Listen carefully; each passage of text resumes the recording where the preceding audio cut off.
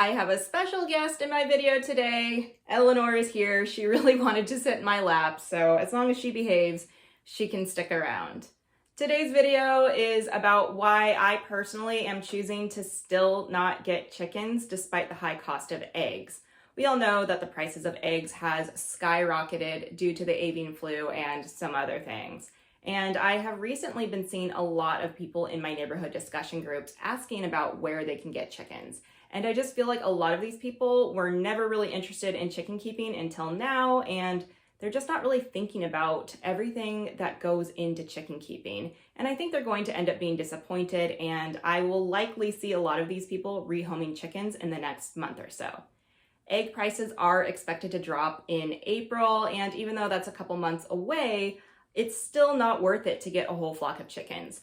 You have to consider the startup costs. You'll need a coop, you'll need predator proofing, and you'll need to feed them. And you can give them your food scraps, but a lot of my friends do buy chicken feed, and they say it can cost anywhere from $20 to $60 a month, depending on how many chickens that you have.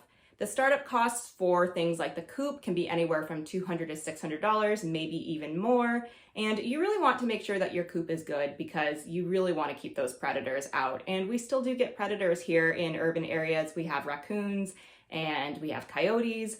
So you definitely want to protect those chickens. And you also have to remember to put your chickens back in their coop at night. And I have had friends who forgot to do that, and they woke up and their entire flock of chickens were murdered overnight. And I feel like if that were to happen to me where I forgot to put my chickens up, the guilt that I would feel would be too much. And I just don't want to put myself in that situation. The other thing to consider is that chickens don't lay eggs year round. They can, but it's rare. And also some chickens just don't lay that many eggs. So you might really be disappointed in the amount of eggs that you get, unless maybe you got a ton of chickens, but then that's more mouths to feed and it's a bigger coop that you'll need. So again, it'll be more money. You also have to buy bedding and you have to change that bedding. So that is another task that you have to add on to your chicken keeping duties. The other thing to consider is that chickens do get sick and they do get injured, and a lot of vets actually don't take care of chickens. So you're going to have to learn to do all of that yourself.